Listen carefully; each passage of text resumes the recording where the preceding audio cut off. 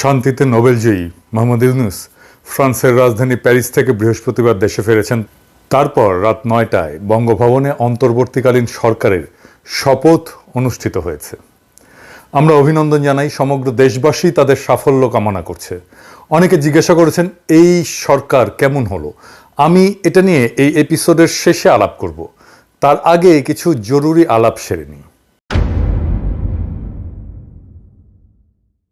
আগামী ২-১ দিনের মধ্যে নিশ্চয়ই ডক্টর মোহাম্মদ ইউনূস জাতির উদ্দেশ্যে একটা বক্তৃতা করবেন। আমি সেখানে দুটো প্রশ্নের জবাব খুঁজব। প্রথমত, বাংলাদেশে গত ১৫ বছর ধরে চলমান গণতন্ত্র এবং মানবাধিকার প্রতিষ্ঠার মরণপণ সংগ্রামে তিনি কোথায় কতটুকু ভূমিকা পালন করেছিলেন তা দেশবাসীকে জানাবেন। মরহুম ডাক্তার জাফরুল্লাহ চৌধুরীর মতো অন্যান্য এনজিও সমূহের নেতৃবৃন্দ কেন এমন মৌলিক মানবাধিকারের লড়াইয়ে প্রত্যক্ষ ভূমিকা রাখতে পারলেন না বা পারেন না, সে বিষয়টা ব্যাখ্যা করবেন। এই ব্যাখ্যাটা জরুরি, কারণ এই সরকারের ডিসপ্রপোর্শনেটলি এনজিওর প্রতিনিধিত্ব আছে। লড়াইয়ে নাই কিন্তু পদে আছি, এই ফেনোমেননটার ব্যাখ্যা আমরা চাইতেই পারি এই লড়াইয়ের স্টেক হোল্ডার হিসেবে। দ্বিতীয়ত, ৫ তারিখে অগাস্ট বিপ্লব সংগঠিত হওয়ার পরে ওনার ঢাকায় ফিরতে ৭২ ঘন্টা সময় কেন লাগলো, সে ব্যাপারে নিশ্চয়ই তিনি একটা গ্রহণযোগ্য ব্যাখ্যা দেবেন। কারণ যারা তার সাথে যোগাযোগ রাখছিলেন তারা প্রত্যেক দিনই বলছিলেন তিনি বিকেলে আসবেন, সন্ধ্যায় আসবেন, আবার রাতে বলেছিলেন পরের দিন সকালে আসবেন। এই সমন্বয়হীনতা কেন ঘটেছিল সেটা দেশবাসীর জানার প্রয়োজন রয়েছে। বিলম্বের এই ৭২ ঘন্টায় দেশব্যাপী যে সমস্ত অঘটনগুলো ঘটেছে সেগুলোর দায় কে বা কারা নেবেন? দেশে অরাজকতা চলেছে, কোনো অভিভাবক নেই। একটা কথা শুনলাম, মাইনর সার্জারি হয়েছে ওনার, কিন্তু ওনার কি স্বল্পতম সময়ে প্রয়োজনে চার্টার করা বিমানে চলে আসা উচিত ছিল না এমন একটা অরাজকতার সময়? আর একটা প্রশ্নের উত্তর দরকার। অবৈধ রাষ্ট্রপতি শাহাবুদ্দিন চুপ্পু কর্তৃক ইতিমধ্যে তাড়াহুড়ো করে নিয়োগ বাগানো কর্মকর্তাদের তিনি অপসারণ করবেন কিনা? ডক্টর মোহাম্মদ ইউনূসকে এসব বিষয়ে তার অবস্থান দেশবাসীর সামনে স্পষ্ট করতে হবে। আজকের এই অন্তর্বর্তীকালীন সরকার কিভাবে গঠিত হবে সে বিষয়ে গত ৭২ ঘন্টায় যারা আলাপ আলোচনা করে সিদ্ধান্ত নিয়েছেন তাদের সিংহভাগই বিগত ফ্যাসিস্ট সরকারের নিয়োগপ্রাপ্ত কর্মকর্তা এবং কর্তা ব্যক্তি। এদের বাইরে গণ অভ্যুত্থানকারী তরুণ নেতৃত্বের অভিভাবক হিসেবে যে সমস্ত ব্যক্তি এতে যুক্ত হয়েছিলেন তারা হাসিনার হাতে ক্ষতবিক্ষত বিকৃত সংবিধানের আওতার মধ্যে থেকেই সবকিছু করার সিদ্ধান্ত নিয়েছেন, যার ন্যায্যতা এবং বৈধতা নিয়ে দেশবাসীকে কোনো কিছু অবহিত করা হয়নি। যেখানে ৭২-এর সংবিধানের মধ্যেই অন্তর্বর্তীকালীন সরকার গঠনের কোনো বিধানই নাই, সেইখানে এই অচল দলিলের মধ্যে গণ অভ্যুত্থানের বিপ্লবী আকাঙ্ক্ষাকে ঢুকিয়ে দিয়ে আইনি মারপ্যাচের ব্যাখ্যায় গলা টিপে ধরার অধিকার তাদেরকে কে দিয়েছেন? এমন পরিস্থিতিতে আমরা কখনোই অবৈধ রাষ্ট্রপতি শাহাবুদ্দিন চুপ্পুর তত্ত্বাবধানে একটা শপথ গ্রহণ কার্যক্রমকে অনুমোদন করি না। এই বিপ্লবোত্তর অন্তর্বর্তীকালীন সরকারের কখনই বঙ্গভবনে গিয়ে শপথ গ্রহণ করা উচিত হয়নি। বঙ্গভবনে গিয়ে শপথ গ্রহণ করাকে আমরা নৈতিকতা বর্জিত, আইনগতভাবে অযথার্থ এবং সদ্যমুক্ত বাংলাদেশের জন্য অশোভন বলে মনে করি। এর বিপরীতে জাতীয় শহীদ মিনারে দাঁড়িয়ে শহীদের মহান আত্মত্যাগের প্রতি বিশ্বস্ততার শপথ নিয়ে কাজ শুরু করলে ভালো হতো। এবং অন্তর্বর্তীকালীন সরকারের সদস্যদের সেখানে শপথ পড়াতে পারতেন আগস্ট বিপ্লবের কোনো একজন শহীদের পিতা অথবা মাতা। আর এই গৌরবজনক অনুষ্ঠানটি হতে হতো প্রকাশ্যে খোলা আকাশের নিচে হাজার হাজার প্রতিবাদকারী শিক্ষার্থী জনতার উপস্থিতিতে। সেইটাই একজন মাঠের রাজনৈতিক কর্মী আর এনজিওর চিন্তার পার্থক্য। হাসিনা পালানোর পরে ওয়াকার সাহেব আলোচনা করলেন কাদের সাথে? আপনারা জানেন কারা আলোচনা করেছে। আমরা কি দুধভাত? আমরা কেউ না? এই লড়াইয়ে আমাদের অবদান নাই, আমাদের স্টেক নাই? আমরা তো মন্ত্রী মিনিস্টার হইতে চাইতেছি না, নাকি ক্ষমতার ভাগ চাইতেছি? আমাদের কথা শুনবেন এই লড়াইয়ের স্টেক হোল্ডার হিসেবে, এইটুকুই তো চাওয়া। এই সহযোদ্ধাদের কথা শোনার টাইম হয় না আপনাদের, গুরুত্ব দেন না, আর আপনারা গণমানুষের কথা শুনবেন। ঘোড়ায় তো হাসবে ভাইজান। ফরাদ ভাই খুব গুছায় বলছেন ভিডিওতে, শুনছেন এই কথাগুলো, শুনে দেখেন। আপনি যে নিজেকে একটা প্রশ্ন করেন, প্রশ্নটা এরকম যে ডক্টর ইউনূস, আমরা একটা ফ্যাসিস্ট ব্যবস্থার বিরুদ্ধে আমরা লড়েছি, ফ্যাসিস্ট শক্তির বিরুদ্ধে লড়েছি, ঠিক আছে? এই ফ্যাসিস্ট যে সংবিধান যেটা আছে, কেমন, এই সংবিধানের অধীনে তো লড়াই করিনি, আমরা গণ অভ্যুত্থান করেছি, মূলত সংবিধান বিরোধী কাজ করেছি, ঠিক আছে?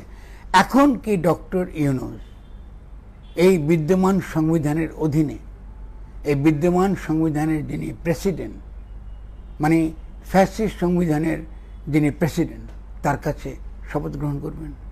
কেমন, এটা কি হতে পারে? এটা হতে পারে না। তাহলে আমরা আগের ভিডিওতে আমরা পরিষ্কার বলেছি এটা আসলে কিছুতেই এটা হতে পারে না। এবং সেটা হতে গেলে তারা বলছেন যে তিনি হবেন কি প্রেসিডেন্টের উপদেষ্টা, ঠিক আছে না? তিনি কিন্তু গণ অভ্যুত্থানের যিনি প্রধান তা না, কিন্তু তাকে বানানো হবে প্রেসিডেন্টের উপদেষ্টা হিসেবে। আর আমরা বলছি না, তিনি হবেন অন্তর্বর্তীকালীন সরকারের প্রধান। এবং তিনি কার প্রতিনিধি হবেন? তিনি হবেন গণ অভ্যুত্থানের জনগণের সার্বভৌম ইচ্ছার প্রতিনিধি, সকল সংবিধান সকল আইন যার অধীন। উনি খুবই গুছায় বারবার উনি বলে গেছেন, ওনার কথা শোনা হয় নাই। ফ্যাসিস্ট সরকারের নিয়োগপ্রাপ্ত অবৈধ দুর্নীতিবাদ রাষ্ট্রপতি শাহাবুদ্দিন চুপ্পু এবং সেনাপ্রধান ওয়াকারুজ্জামানের সাথে সাক্ষাৎ করে কিছু লোক হঠাৎ বিগলিত হয়ে পড়ছেন, লাজ লজ্জার মাথাকে উচ্ছ্বাস প্রকাশ করছেন। যদিও দেশবাসী ও সাধারণ মানুষ এদেরকে পতিত সরকারের দোসর, গণহত্যার জন্য দায়ী কর্মকর্তা এবং খুনি হাসিনাকে নির্বিঘ্নে পার করে দেওয়ার সহযোগী হিসেবে চিহ্নিত করছেন। বলেন দেখি, এই গণ অভ্যুত্থানে নেতৃত্ব দানকারী কিশোর তরুণ যুবকদের সংস্কার ভাবনার সাথে স্বৈরাচারের দোসর, ফ্যাসিস্টের দোসর এবং শেষ মুহূর্ত পর্যন্ত বল প্রয়োগকারী সংস্থা সেনাবাহিনী প্রধান ওয়াকারুজ্জামান আর দেশের সেরা দুর্নীতিগ্রস্ত বিচারকদের অন্যতম প্রেসিডেন্ট শাহাবুদ্দিন চুপ্পুর চিন্তা ভাবনার মিল হয় কি করে? আমি দেখতে পাচ্ছি সুশীল সমাজের একদল মানুষ অন্তর্বর্তীকালীন সরকারে ঢুকে পড়ে নিজেদের সামাজিক অবস্থানকে আরেকটু মর্যাদাপূর্ণ করে তোলার প্রতি বেশি আগ্রহী। তারাই তো মনে করছেন মরহুম প্রধান বিচারপতি শাহাবুদ্দিন আহমেদ, হাবিবুর রহমান, লতিফুর রহমানের তত্ত্বাবধায়ক সরকারের মতো এটা 3 মাস মেয়াদী একটা মসৃণ যাত্রার কার্যক্রমের মধ্যে সীমিত থাকবে। জি না, আসলে এই তত্ত্বাবধায়ক সরকারের মূল সংকটটা কি? প্র্যাকটিক্যালি বাংলাদেশ স্বাধীন হওয়ার পরে 1971 সালের 16 ডিসেম্বর মাসে দেশ পরিচালনার ক্ষেত্রে যে বিশাল চ্যালেঞ্জ সৃষ্টি হয়েছিল, বাস্তবে বর্তমান সমস্যা এর চেয়ে অনেক বড়। এর আগে কখনোই রাষ্ট্র ক্ষমতা ফেলে পলায়ন করে কেউ গভীর শূন্যতা তৈরি করেনি, আর তা বোঝার ক্ষমতা কি এই লোকগুলোর আছে? খুনি শেখ হাসিনার বসানো প্রশাসনের শীর্ষ কর্মকর্তা এবং রাষ্ট্রপতির সাথে মেলামেশা করে মুগ্ধ হয়ে যাওয়া ব্যক্তিরা কি বুঝতে পারছেন গত 15 বছরের দুঃশাসনে বাংলাদেশের সবগুলো রাষ্ট্রীয় প্রতিষ্ঠান ভেঙে চুরমার করে দিছে ফ্যাসিস্ট শেখ মুজিবের কন্যা? এইগুলাকে নতুন করে গড়ে তোলার যে বিশাল কাজ, তা কম বেশি বিপ্লবী দৃষ্টিভঙ্গি সম্পন্ন সরকার ছাড়া কেউ করতে পারবে না। আর এজন্য দরকার হবে সংশ্লিষ্ট মন্ত্রণালয়ের বিষয়ে অভিজ্ঞতা, শিক্ষা, জ্ঞান সম্পন্ন এবং বিপ্লবী চেতনা সম্পন্ন বিশেষজ্ঞদেরকে নিয়োগ দিয়ে। হাইকোর্ট এবং সুপ্রিম কোর্টের বিচারপতিরা বিগত বছরগুলোতে যে সমস্ত অপকর্ম এবং বেআইনি কাজ করছেন, এরপর বর্তমান পরিস্থিতিতে তারা আদালতে বসতে ভয় পাচ্ছেন। জনপ্রশাসনের কর্তা ব্যক্তিরা দুর্নীতি এবং অনিয়মের পাহাড় মানায় অঢেল সম্পত্তি বানানোর পরে এখন তারাও অফিস বিমুখ হয়েছেন। আর বেনজির দুর্নীতিতে ডুবে থাকা শীর্ষ 500 অপরাধী পুলিশ কর্মকর্তা পালায় যাওয়ার পর তাদের সকল পর্যায়ের অফিসার্স খালি হয়ে গেছে। এমন একটা ভয়াবহ পরিস্থিতিতে যে পরিমাণে উদ্ভাবনী শক্তি, অভিজ্ঞতা, বিপ্লবী জোশ এবং সততার জোর নিয়ে সামনে আগাইতে হবে, তেমন লোকের নাম কি আমরা উপদেষ্টা মন্ডলীতে দেখতে পাচ্ছি? না, সবাই না। কেউ কেউ আছে, কিন্তু সবাই না। আমি এই উপদেষ্টা মন্ডলী নিয়ে পরে কথা বলবো। এখন বরং দেখি প্রফেসর ইউনূসকে দ্রুত কি কি পদক্ষেপ নিতে হবে। আমরা মনে করি ডক্টর মোহাম্মদ ইউনূসকে অতি দ্রুত 5টা পদক্ষেপ নিতে হবে। আগামীকালই একটা জাতীয় কমিশন ঘোষণা করে এই গণ অভ্যুত্থানের বিভিন্ন পর্যায়ে, মানে হাসিনা সরকার ক্ষমতা নেওয়ার পর হতাহত, গুমের শিকার, নির্যাতিত, ক্ষতিগ্রস্ত, মামলার শিকার, দেশ থেকে বাধ্য হওয়া সকল মানুষের একটা তালিকা প্রণয়ন সম্পন্ন করতে হবে। যাদের অঙ্গহানি ঘটছে, অন্ধত্ব বরণ করছেন, যারা আহত হয়ে যন্ত্রণায় কাটাচ্ছেন, তাদের সর্বোত্তম চিকিৎসার ব্যবস্থা করতে হবে, পুনর্বাসন করতে হবে, নিহতদের পরিবারের পুনর্বাসন করতে হবে। মনে রাখতে হবে তিনি, মানে প্রফেসর ইউনূস, বর্তমান প্রশাসনের বিভিন্ন পর্যায় থেকে বাধার মুখে পড়বেন। সেই জন্য দ্রুত আইন শৃঙ্খলা পরিস্থিতির উন্নতি সাধনের জন্য আগামী 24 ঘন্টার মধ্যে তাকে সারা দেশে সকল পর্যায়ে বৈষম্য বিরোধী সংগ্রাম কমিটি গড়ে তোলার ডাক দিতে হবে। পুলিশ বিভাগের সকল সদস্যদেরকে তাদের কর্মস্থলে ফিরে আসার আহ্বান জানানোর পাশাপাশি স্থানীয় জনগণকে তাদের নিরাপত্তা বিধানের জন্য অনুরোধ করতে হবে। তারপর যৌথভাবে জনসম্পৃক্ত পুলিশ ব্যবস্থা গড়ে তোলার কঠিন কাজ শুরু করা যাবে। পুলিশকে আমূল সংস্কার করতে হবে, সংস্কার করতে হবে মিলিটারিকে, সংস্কার করতে হবে আমলাতন্ত্রকে, সংস্কার করতে হবে জুডিশিয়ারিকে। আগামীকাল থেকে সকল কলকারখানা চালু করে টানা 6 দিন উৎপাদন চালায় যেতে হবে। 6 মাসের জন্য সরকারি সাপ্তাহিক ছুটি 2 দিনের জায়গায় 1 দিনে নামায় আনতে হবে। শনিবার থেকে সকল শিক্ষা প্রতিষ্ঠান খুলে দিতে হবে এবং বিগত আন্দোলন সংগ্রামের কারণে পাঠ গ্রহণ এবং শিক্ষার যে ক্ষতি হয়েছে তা পূরণের জন্য প্রয়োজনীয় উদ্যোগ নিতে হবে। দরকার হলে এক্সট্রা ক্লাস করাইতে হবে। স্কুলের পাঠ্যক্রম নিয়ে অভিভাবকদের বড় ধরনের কনসার্ন আছে। এগুলোর অসঙ্গতি নিয়ে আমি ভিডিও করছি, 7 পর্বের করার কথা, আমি বাকিগুলো করব, 3টা বোধহয় করছি, কাজ আগায় দিছি। এইগুলা সংস্কার করতে হবে, বইগুলো সংস্কার করতে হবে। খাদ্য নিরাপত্তা নিশ্চিত করার জন্য কৃষিখাতকে সর্বোচ্চ গুরুত্ব দিয়ে সরকারকে অতি দ্রুত কাজে নামতে হবে। প্রয়োজনীয় ভর্তুকি নিশ্চিত করে সকল কৃষিপণ্য, শস্য উৎপাদনের বাম্পার ফলন ঘটাতে হবে। মৎস্য সম্পদ, গবাদি পশুপালন এবং উৎপাদনে জোর দিয়ে দেশে প্রোটিন সংকট কাটায় তুলতে হবে। প্রোটিনের বিকল্প উৎস খুঁজে বের করতে হবে। গার্মেন্টস সহ সকল খাতের শ্রমিকদের ন্যায্য মজুরি নিশ্চিত করার জন্য শীঘ্রই একটা কমিশন গঠন করতে হবে। গার্মেন্টস শ্রমিকদের ন্যূনতম মজুরি তাদের দাবি মতো নিশ্চিত করতে হবে। পাশাপাশি প্রবাসী শ্রমিকদের সুযোগ সুবিধা স্বার্থ রক্ষার জন্য সরকারের কি কি করণীয় তা চিহ্নিত করে কার্যকর ব্যবস্থা গ্রহণের মাধ্যমে বৈদেশিক মুদ্রা অর্জনের পথ সুগম করতে হবে। আর আমরা রেমিটেন্স বয়কট করছিলাম হাসিনার শাসনে, আমরা এখন আবার রেমিটেন্স পাঠাবো, সারা দুনিয়া থেকে পাঠাবো, ব্যাংকিং চ্যানেলে রেমিটেন্স পাঠাবো, ব্যাংকিং চ্যানেলের বাইরে কোনো রেমিটেন্স যাবে না।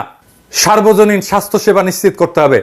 আয় অনুসারে স্বাস্থ্যসেবা একজন ব্যয় করবে, যার আয় যত কম তার স্বাস্থ্যসেবা ব্যয় তত কম হবে, যার আয় নাই তার ব্যয় হবে 0 টাকা, তার কোনো খরচা হবে না। বাংলাদেশের স্বাস্থ্যসেবার মান বাড়াতে হবে যেন কেউ ভারতে চিকিৎসার জন্য না যায়। বাংলাদেশের স্বাস্থ্যসেবার মান উন্নত হচ্ছে কিনা তার একটাই প্যারামিটার আমাদের কাছে, প্রত্যেক মাসে মাসে ভারতে চিকিৎসার জন্য কতজন যাচ্ছে সেটার হিসাব রাখতে হবে পুঙ্খানুপুঙ্খভাবে। এইটার সংখ্যা যদি কমে তাইলে আমরা বুঝবো বাংলাদেশের চিকিৎসা সেবার মান উন্নত হচ্ছে। বাংলাদেশে ওয়ার্ক পারমিট ছাড়া যে সমস্ত ভারতীয় কাজ করতেছে তাদের চিহ্নিত করে বিতাড়িত করতে হবে। এবার আসেন আমরা এই অন্তর্বর্তীকালীন সরকারটাকে নিয়ে একটু দেখি।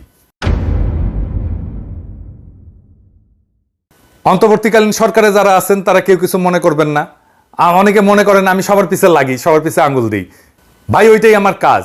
আঙুল দেওয়ার লোক আছে জন্য আপনারা সোজা থাকেন, না থাকলে তো সোজা থাকবেন না। আমার সাথে কারো কোনো কিন্তু ভাই আপনাদের ব্যক্তিগত কোনো ঝামেলা নাই, কোনো শত্রুতা নাই, হ্যাঁ, আর কোনো ঈর্ষাও নাই। প্রফেসর ইউনূস নিজে জানেন আমি কি করি, উনি জানেন। হ্যাঁ, ওনাকে জিজ্ঞেস করে নিয়েন আপনারা। হ্যাঁ, তাই ওনার কাছে শুনে নিয়েন যে আমার আদৌ আপনাদেরকে ঈর্ষা করার কোনো কারণ আছে কিনা, বুঝছেন? যাই হোক, জুলাই আগস্ট 2024 একটা বিপ্লব হয়েছে। বিপ্লবে বিজয়ীরা সরকার গঠন করছে। এই সরকারে যারা আছে তারা সবাইকে আন্দোলনের সাথে প্রত্যক্ষভাবে যুক্ত ছিল, এই আন্দোলনের স্পিরিটের সাথে অ্যালাইন্ড। এই যে দেখেন ব্রিগেডিয়ার এম সাখাওয়াত হোসেন মাত্র 11 দিন আগে কি বলছিল যে শেখ হাসিনাকে ভুল বোঝানো হয়েছে, সব খারাপ, উনি ভালো। শুনেন, ওনার মুখে শুনেন। আমার মনে হয় যে মাননীয় প্রধানমন্ত্রীকে সঠিক তথ্য কেউই দেয় না, এবং উনি ওনার আশেপাশে যারা আছেন, হয়তো আমি বললে ঠিক হবে না, আমার যা মনে হয় যে তারা কোনোভাবেই ওনাকে কোনো সঠিক তথ্য দিতে চান না। তো উনি আসছেন এই তত্ত্বাবধায়ক সরকারে, তো উনি কি হাসিনার কোনো দোষ দেখতে পারবেন, হাসিনার বিচার করতে পারবেন? তো হাসিনা যদি বিচার করতে পারবেন তখন তো বলতে পারলেন না কেন? আর তখন বলার যখন সাহস ছিল না, এখন আসছেন কেন? ওই তো বুঝ শুনছি উনারে নাকি আর্মি ঢুকাইছে, আর্মির কোটায় আসছেন উনি। আচ্ছা, এই যে দেখেন শারমিন মোর্শেদ খান, সারোয়ার মোর্শেদের মেয়ে, সে তো জয় বাংলার লোক, আওয়ামী অ্যাক্টিভিস্ট হিসেবে তার শুরু। মুক্তির গান দেখছেন না? এই যে এই মহিলা, উনি শারমিন মোর্শেদ। দেখেন ওই সময় স্মৃতিচারণ করতেছে জয় বাংলার গান দিয়ে। গানটা শোনান, রিটেশ সাহেব না শোনান। বোমারু বিমান মেশিন গান তুচ্ছ করে কামান, কদম কদম এগিয়ে চলেছে গাহি বাংলার গান, জয় বাংলার গান। আর এই যে ডামি ইলেকশনের আগে সে কইতেছে যে আমাদের ইলেকশন কমিশনের আর সরকারের ঢালাও সমালোচনা করা উচিত না। ওনার নিজের মুখে শুনেন, শুনুন। দেখুন, আমার খারাপ লাগছে কোন জিনিসটা জানেন? ওরা যাই করছে সেটাকেই আমরা সমালোচনা করছি, এটাও কিন্তু একটু দুঃখজনক। ইসি যা করছে, হ্যাঁ, আচ্ছা ইসি যা করছে, ইসি যা করছে বা সরকার যা করছে, আমরা প্রতিটা জিনিসই তো একটা সমালোচনার চোখ দিয়ে দেখছি, এবং সেটাও কিন্তু একদিক দিয়ে দুঃখজনক। আর এই যে বিধানচন্দ্র রায়, উনি ছাত্র ইউনিয়ন করতেন, আমাদের খুবই ঘনিষ্ঠ, আমাদের বড় ভাই, এখন আওয়ামী লীগ করেন, প্রগতি লেখক সংঘ করতেন, জাতীয় মনোরোগ ইনস্টিটিউটের পরিচালক ছিলেন। ওনারা তো এমনি এমনি হাসিনা পরিচালক বানায় নাই, তাই না? এটা তো উনি তো ইন্ডিয়া কোটায় আসছেন। যাই হোক, ও কিন্তু লেখালেখি করেন, বেশ কিছু ভালো বই লিখছেন দর্শন নিয়ে, বিশেষ করে ফ্রয়েড নিয়ে ওনার ভালো লেখা আছে। কিন্তু ওই যে কমিউনিস্ট কুরকুরে নিয়ে আসছেন, সিপিবিতেও ছিলেন। তাই একটা বইয়ের নাম হচ্ছে যে দান্দিক বস্তুবাদের আলোকে ফ্রয়েড, এরকম আর কি। হ্যাঁ, এক্স্যাক্টলি আমরা মনে নাই এইরকমই নাম হবে আর কি। পড়তে গেছিলাম, পড়তে পারিনি, ভালো লাগে নাই আর কি, কিছু হয় নাই। যাই হোক, উনি বীরঞ্জন রায় নামে লেখেন, ভালো মানুষ, কিন্তু উনি খুবই ভালো মানুষ, লেখাপড়া করা মানুষ, আমাকে অনেক স্নেহ করতেন। এখন করেন কিনা জানি না। খুবই সফট মানুষ, খুবই নরম মানুষ, খুবই নরম করে কথা বলে, কিন্তু চেতনা শিবিরের লোক। এই তো 3 জন খাস চেতনা শিবিরের লোক দেখাই দিলাম, ঢুকাইলেন তো কোন যুক্তিতে? আবার দেখেন আসিফ নজরুল ভাই, রেজওয়ান হাসান, আসিফ নজরুল ভাই আমার কিন্তু ঝাড়ছে, আমি রেজওয়ান হাসানের কবে নাকি ঝাড়ছিলাম। যাই হোক, মাইন্ড করেন না আবার। শুভ্র ভাই, হাসান আরিফ, 4 জনই তো আইনজীবী, 16 জনের মধ্যে 4 জন হচ্ছেন আইনজীবী, 25% ডিসপ্রপোর্শনেটলি হাই। ডাইভার্সিটি আছে, কোনো ডাইভার্সিটি নাই। তো এটা কি হয়েছে? প্রফেসর ইউনূস তো ডাইভার্সিটির লোক, আর এইখানে কোনো ডাইভার্সিটি নাই। উনার মন্ত্রিসভায়, উনার উপদেষ্টা মন্ডলীতে ডাইভার্সিটি নাই, 4 জন আইনজীবী। তো ওনাদের প্রফেশনাল এক্সপার্টাইজ কিভাবে কাজে লাগবে? 4 জন আইনজীবীকে নিয়ে কি করবেন? 4 জন যদি 4 প্রফেশনাল এক্সপার্টাইজার হইতো তাহলে ডাইভার্সিটি থাকতো না, এটা সমৃদ্ধ হইতো না উপদেষ্টা পরিষদ। এটা বড় উইকনেস কিন্তু এই উপদেষ্টা পরিষদে। যাই হোক, আসিফ নজরুল ভাই বলছিলেন যে আপনারা খুশি হবেন এই সরকার দেখে, বা এইটা কি একটা সিনেমা আছে নায়ক নায়িকাদের দেখে পাবলিকের অর্গাজম হবে? এটা হাইলি পলিটিক্যাল একটা ফরমেশন, অনেক ত্যাগ এবং রক্তের বিনিময়ে পাওয়া একটা রাজনৈতিক পরিবর্তনের স্পিরিটেড ফিজিক্যাল এমবডিমেন্ট, সেটা কি হয়েছে? আমি উত্তর দিব না, আমি এখানে জাজমেন্ট করব না। আপনি আপনাদের এই যে নিউজগুলোর নিচে যেগুলো আসে পত্রিকায় তার কমেন্ট বক্সগুলো পড়েন, তাহলে বুঝবেন কতটুকু পূরণ হয়েছে এই উপদেষ্টা পরিষদের। অনেকের রিজার্ভেশন আছে ছাত্রদের উপদেষ্টা পরিষদে নেওয়ার ক্ষেত্রে। আমি মনে করি যে এইটা একটা পজিটিভ কাজ হয়েছে এবং এটা একটা ইন্টারেস্টিং এক্সারসাইজ হয়েছে, এটার জন্য আমি অভিনন্দন জানাই। এই এক্সপেরিমেন্ট যদি সফল হয় তাহলে বাংলাদেশের রাজনীতির চেহারা কিন্তু পাল্টে যাবে। এই এক্সারসাইজটা খুব ভালো হয়েছে। এক্সপেরিমেন্টটা সফল হলে তরুণদের ব্যাপকভাবে রাজনীতিতে আকৃষ্ট করা যাবে এবং আমি মনে করি এই এক্সপেরিমেন্ট সফল হবে। এরপরেও সব সীমাবদ্ধতা সত্ত্বেও আমাদের পূর্ণ সমর্থন আর সহযোগিতা থাকবে। এইটা মনে করেন না যে আমরা ব্যাশিং করবো, আন্দাজে আন্দাজে আমরা আপনাদের সমালোচনা করবো, তা না। আমরা কনস্ট্রাকটিভ ক্রিটিসিজম করবো, অব্যাহত থাকবে। আপনাদের বিরোধী দল থাকার দরকার আছে না, আমাদেরকে ধরে নেন না বিরোধী দল, দেখবেন মাঝে মাঝে কি কি কি কইতেছি আপনাদের নিয়ে। লক্ষ্য একটাই, বাংলাদেশের নাগরিকদের যে অধিকার কেড়ে নেওয়া হয়েছিল সেই অধিকার আবার তাদের হাতে ফিরে দেওয়ার, সেইটা আমরা একসাথেই দেব। আপনারা সরকারে থেকে দেবেন, আমরা সরকারের বাইরে থেকে দেব। আমরা আপনাদের সমালোচনা করব, আপনারা যেন সঠিক রাস্তায় থাকেন, আপনারা যেন দানব হইয়া না ওঠেন, আপনারা যেন নিজেদেরকে মেলা কিছু বহুত কিছু তালেবর সবার চেয়ে বেশি বোঝেন, এটা যেন না মনে করেন। যাই হোক, আপনাদের শুভকামনা করি, আপনাদের বিজয় কামনা করি এবং আপনাদের নেতৃত্বেই আমরা আছি। ইনকিলাব জিন্দাবাদ।